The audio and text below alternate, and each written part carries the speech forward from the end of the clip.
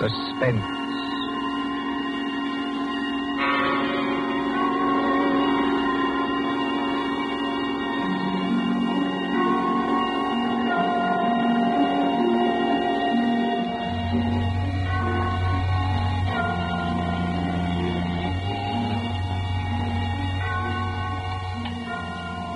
Now let's see. Suspect, suspectant, suspend. Here we are. Suspense. The condition of mental uncertainty, usually accompanied by apprehension or anxiety.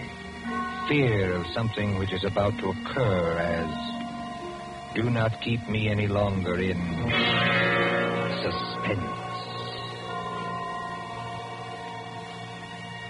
For our story of suspense tonight, we invite you to enjoy The Devil in the Summer House by John Dixon Carr.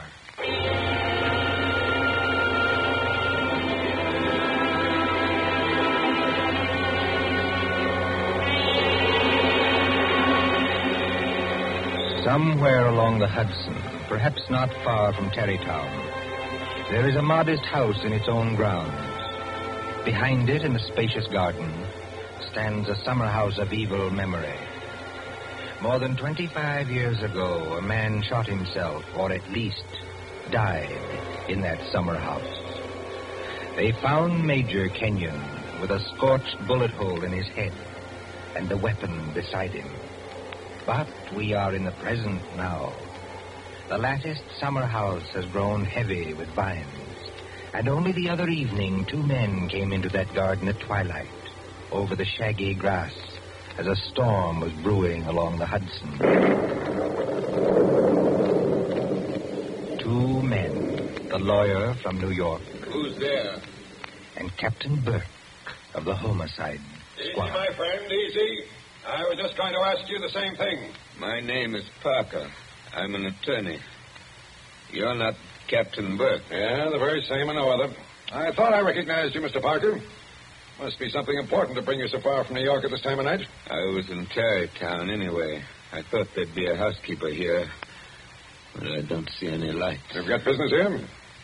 Yes, in a way. Have you? I don't know. I'll tell you better after you tell me what brought you to a place that no one has lived in for 10 years. Tell me, Captain, did you ever get an anonymous letter from a dead man? Did you? No, I can't say I did. The letter's anonymous. How do you know the man's dead? Because they're all dead. Every last one of them. Dead and under the ground, where they can't be hurt any longer. Look, there's the summer house where Jerry Kenyon used to work. There are the windows of the library and the dining room. Looking toward it. Confound this lightning. Makes the windows blaze, don't it? Jerry Kenyon hadn't a care in the world. Yet he shot himself. I'll show you the letter. Now, look, Mr. Parker, I couldn't read anything in this light. But if we can get inside the house... Certainly we can get into the house. I was the family attorney. I've got the keys. Why should a dead person send me a letter?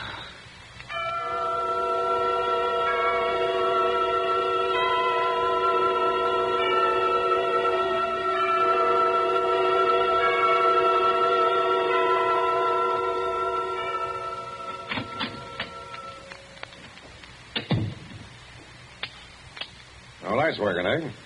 But you got a flashlight, I see. Came here prepared for anything, eh? This is the library. There were always candles on the mantel. Yes, there they are. Have you a match, Captain? Yes, I'll light them. That's better. Same old heavy furniture. Same old thick carpet. Same old globe map. Now, Mr. Parker, this letter that you were talking about. Yeah. Read it. Hey, wait a minute. This thing is dated November 2nd, 1918. That's right, and be careful of that paper. You see how old it is? But it was mailed yesterday. From where? I don't remember. I didn't keep the envelope. Read it. Dear Joe. In case you didn't know it, I'm Joe. Dear Joe, if you want to know how Major Kenyon really died... But we know how he died. It was suicide. Are you sure it was? Whoever wrote this letter doesn't seem to think so. If you want to know how Major Kenyon really died, look in the third drawer of the desk in the library. Press hard at the back of the drawer. Yours very truly. It's not signed. That's right. Now, you sure you don't know who wrote that letter? This is the first time I've been back in this room, Captain. It was almost a home to me once. There's the chair where Isabel sat on the afternoon it happened.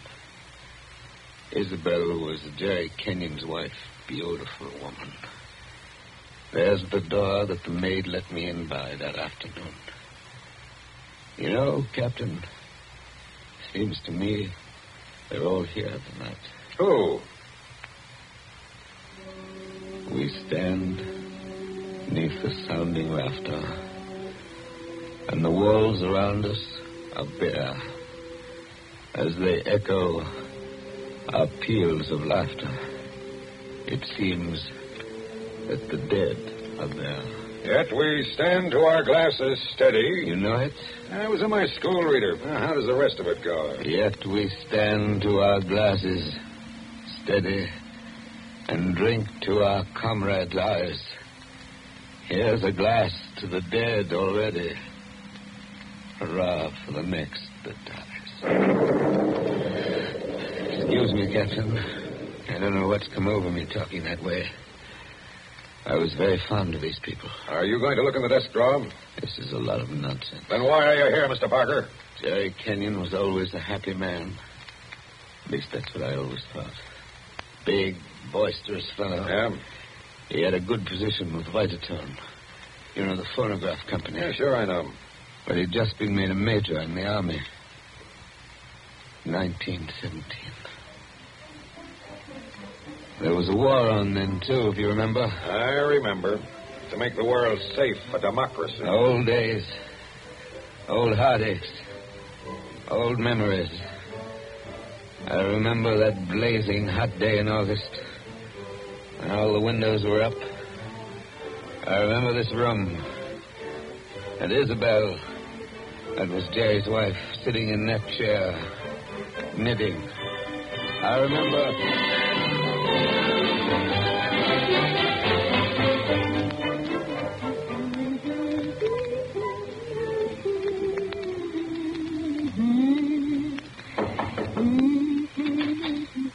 Oh, yes, Kitty. What is it? There's a man to see you, Miss Kenyon. He says his name's Parker. Yes, I'm expecting him. Show him in, please. All right, ma'am. So I take your knitting in your knitting bag? Why should you take my knitting? I don't know, Miss Kenyon. I just wondered. You can come in now. Thank you. Hello, Joe. Hello, Isabel. You sent for me? Joe, I must apologize for Kitty. Servants are getting to be a problem nowadays. She looks pretty enough to get along. Oh, Kitty's got large ideas. She wants to go on the stage, if you please, and do imitations, like Miss Draper. She only knew how hard it was acting all your life. Isabel, you've been crying. I have not. At least... Is that why you sent for me? I've missed you. You haven't been here in over a week, Joe. I had an idea Jerry was getting a little tired of having me around this house. Oh, no, Joe. Why, Jerry... Yes, what about Jerry? I wish I knew, Joe. That's why I wanted you here. Where is he, by the way? I want to say goodbye to him before he leaves. He's probably out in the summer house where he works with all those papers. He's got a lot of work to catch up with. He's going overseas tomorrow. Yes, I know. He's out there. He's been out there all day. His last day here. I've been alone. That sounded like a shot. Yes, it was a shot, Joe, No, dear. Doesn't seem to worry you. It's only Paul. Jerry's brother, Paul. Oh, thought you'd gotten him off your hands for good. Jerry asked him out. He got here 2 nights ago.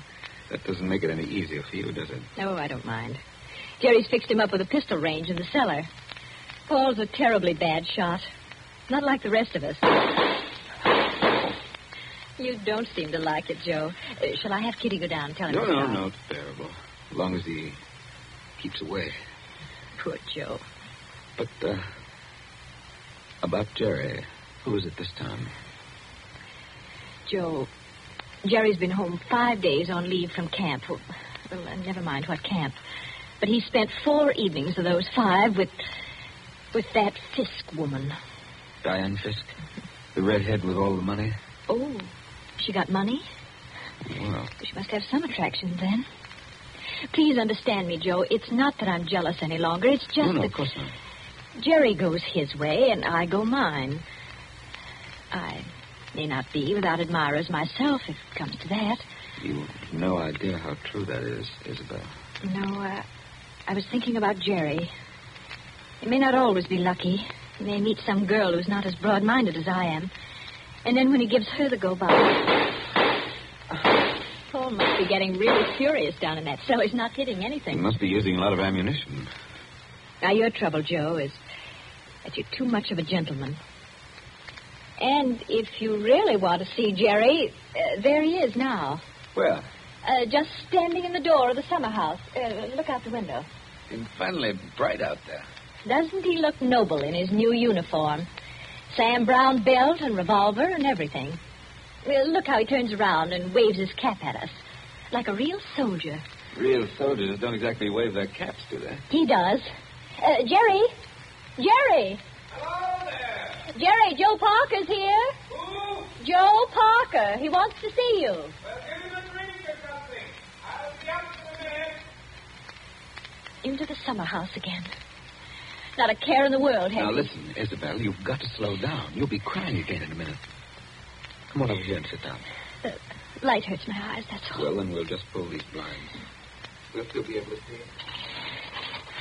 There, how's that? It's better, thanks. Now, can I get you anything? Oh, no, you heard the Great White Chief's orders. I'm to get you something. What do you have, Joe? A highball? Don't bother with that. Oh, it's no bother. Everything's out in the dining room here. The iceman didn't deliver today of all days, so I'm afraid I can't give you any ice. I read in the paper yesterday that we're likely to have automatic ice boxes any day now. Things that freeze ice by electricity or something. Do you believe that, Joe? I doubt it. Listen, Isabel. Here you are.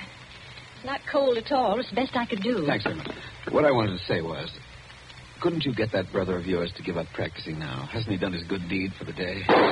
Yes, maybe he has. I'll ring for Kitty.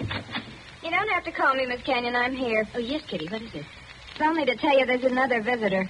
This time it's a woman. Lady, Kitty. Call her a lady, please. Oh, maybe. She says her name's Diane Fisk.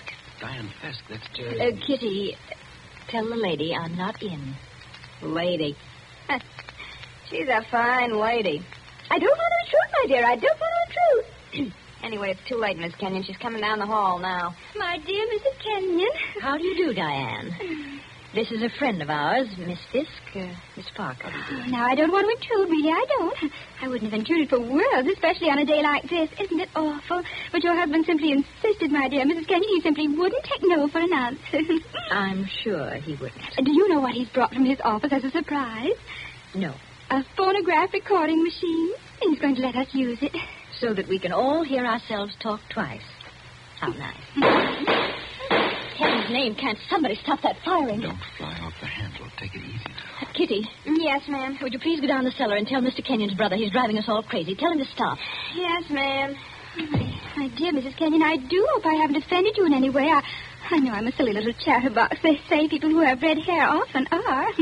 Because at your age, you must find the heat very trying. Don't you think we'd all better sit down? I was very much interested in what Miss Fisk said about a phonograph recording machine. Mrs. Kenyon was just talking about a machine to make ice. Yes. Isn't science wonderful? But I do think it was mean of Major Kenyon to invite me out here and then go and fall asleep in the summer house. Did you say fall asleep? Yes, of course. How did you know? Well, I came up the back way and I saw him in the summer house with his head forward on the table, taking a nice little snooze. That's very queer. Of course, you couldn't see much except in the bright light of the door, but I think I saw him there. I didn't disturb him, naturally. But I think I'd better disturb him. Oh, now, please don't trouble on my account. The fact is, my dear, I don't altogether trust myself in this room. A woman of my age has to conserve her strength, you know. So if you'll just excuse me. Well, of course, if you... Oh, dear, I just can't think what I'm always saying because I have the best intentions in the world, Mr. Barker. But, Parker. Oh, yes, Parker, but I do somehow manage to offend people being so dependent and everything. Except the men, of course. I couldn't offend you, Mr. Parker. Now, could I? Madam, I'm not sure. Well, of course, the person I really came to see was Paul, Mr. Kenyon's brother. He's a little young, of course, but he's joining up next month, and I think we should all do our bit, don't you? He has such a pleasant personality. I think he likes me. Why, if he walked in at that door this minute... Now, how am I ever going to get any place? Someone's always interrupting my revolver practice just when I'm getting to the point where I can... Oh. Why, Paul... Good Lord, are you here again? You're a very untidy object, Paul. Well, it's pretty untidy in this cellar. And dirty. I've got cockroaches on me, so keep away. Did you have a good day shooting? Swell. One of the best. Hit the target? On the only shot that mattered, I hit the target dead center. That sounded like Isabel. I think it was Isabel. Why have you got those blinds down? Get them up. What is it? What's wrong with you? What are you looking at through that window?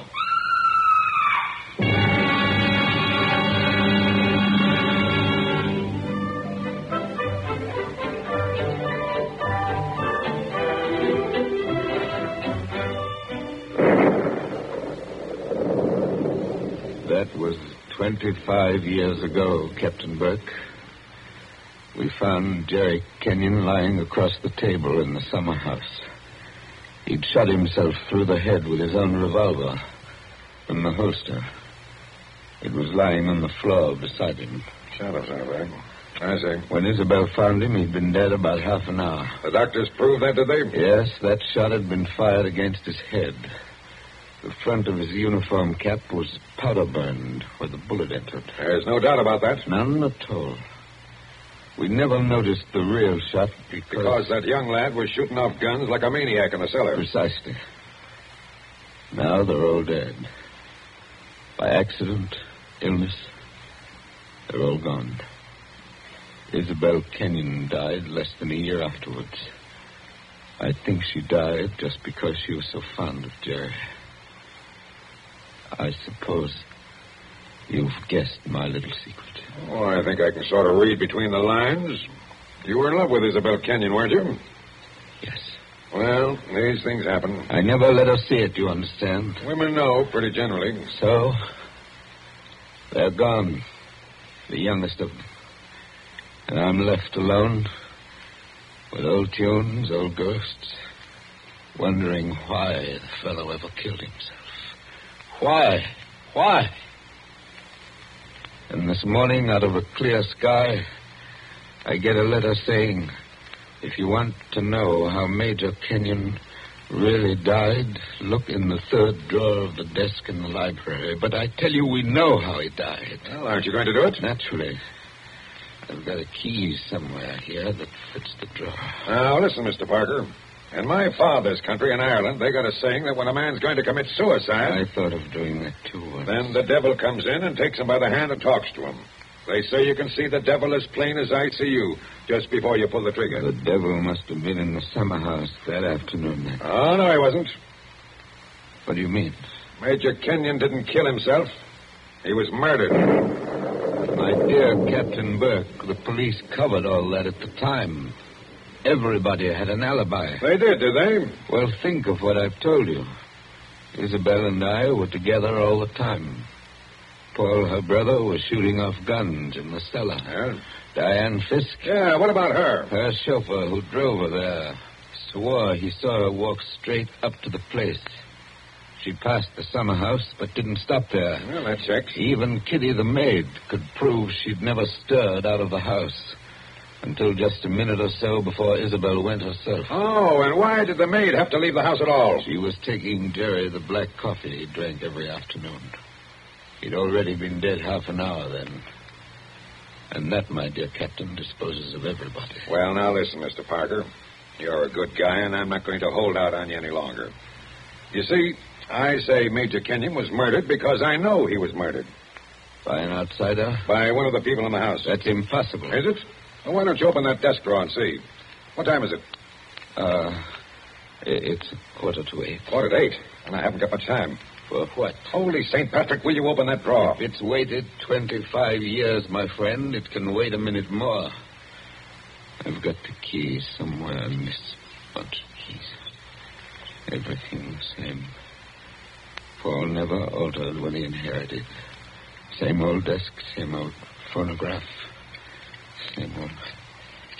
I think this is the key. Yeah, it opens.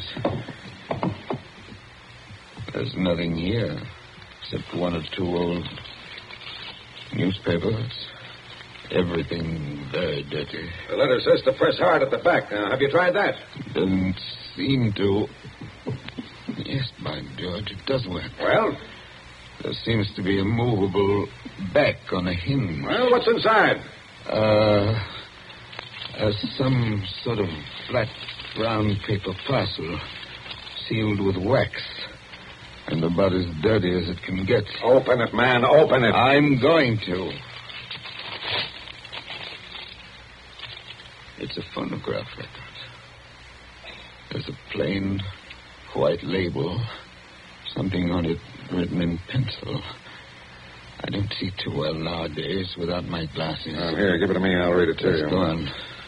A record of how I killed Jerry Kenyon. Say, don't you get it, Mr. Parker? This is the real goods. The murderer's going to tell us his own story 25 years later. Be careful. Whatever you do, don't drop it. Well, you seem to be interested enough now. I don't say I'm not interested. I say I can't believe it. You know, when you were talking about the dead coming back and that kind of thing, you sure started giving me goose pimples. But that's just what it is, a dead person. Now, there's the phonograph. Put that record on. Let's hear what the ghost says. Any of them could have made the record, of course. The apparatus was all here. Don't just stand there by the phonograph. Want to work? Yes, it works. Is it wound up? Yes, it's wound up. Here goes. Now, look, Mr. Parker. Whose voice do you think it's going to be? I don't know. Now, I want to warn you. The voice you're going to hear from there... Please, be quiet. Listen. I've started it up. Well, speak up. Who killed Jerry Kenyon? I killed him, Joe, dear. Elizabeth. I'm sorry about it, Joe, but I had to have you for an alibi. And you were so terribly easy to It's fool. only a phonograph record, man. Don't look at it as if it was alive. You said you and I were always together, Joe, but that wasn't quite true. I left you to go into the dining room and mix a highball, remember? Yes. And I was carrying my big knitting bag. Remember that, too? And there was something else in it besides knitting. I'm an awfully good revolver shot, Joe. I told you we were all good except Paul.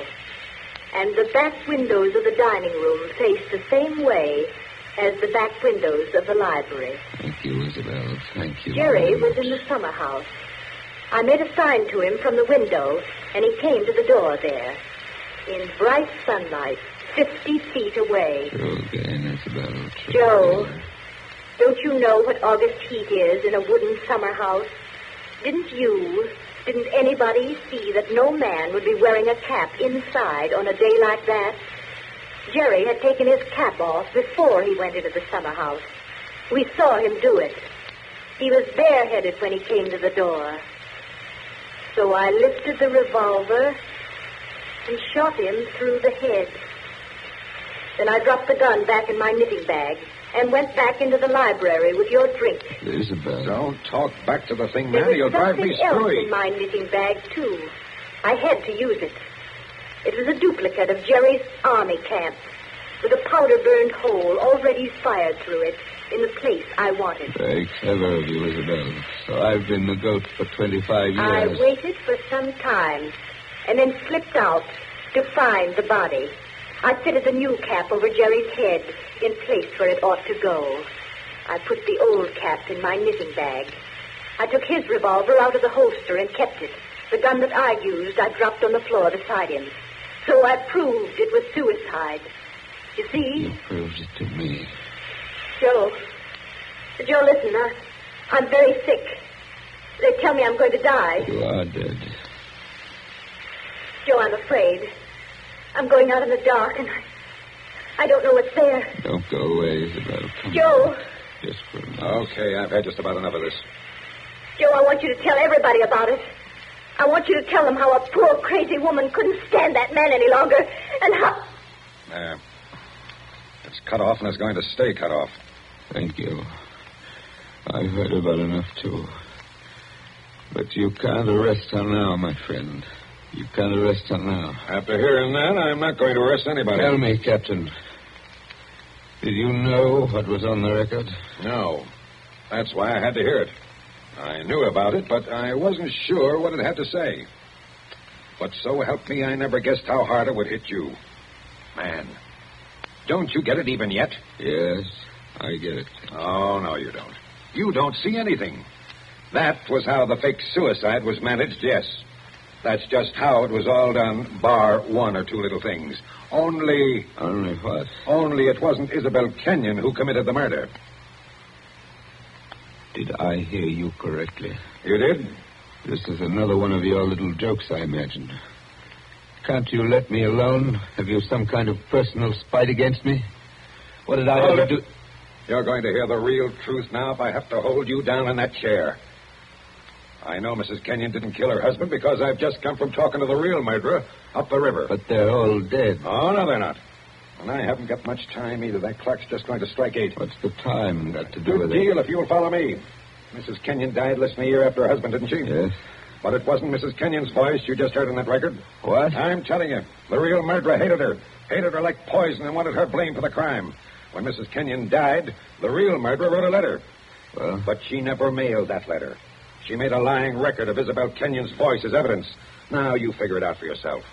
Who was pretty enough to take Major Kenyon's eye and strike back like fury when she got thrown over? Who wanted to go on the stage and do impersonations? Kitty, the maid. Ah, you're talking sense. She shot Jerry from the dining room window. When she couldn't borrow Mrs. Kenyon's knitting bag, she went out to the summer house with a gun and the fake cap wrapped in a napkin on a coffee tray. She did go out, I remember. Actually, she got there before Mrs. Kenyon did. But the summer house was dark inside, and Mrs. Kenyon never noticed her. The next day, Kitty wrote that letter, but she couldn't bring herself to send it. So she kept that letter till the day before yesterday. Then one of the boys at Sing Sing... Wait a minute. ...thinking he was doing her a kind action, put a stamp on it and mailed it. Did you say Sing Sing? Yes. They're electrocuting her tonight for the murder of an Italian down at Collier's Hook. I found out about the record, all right. But the one thing I wasn't sure of was that she had done the job alone. Now, frankly, the way you acted, I thought that you might have been in on it, too. Well, that's why I had to hear it through. And it was anything but a joke. And now, here it goes to blazes forever.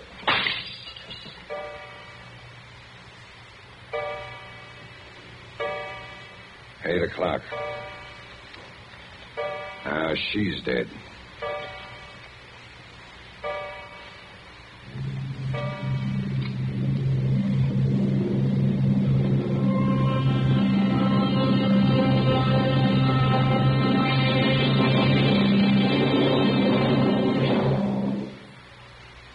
And so ends The Devil in the Summer House.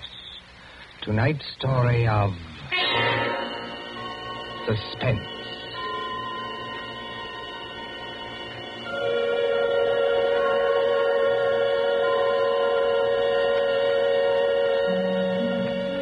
The part of Mr. Parker was played by Martin Gable.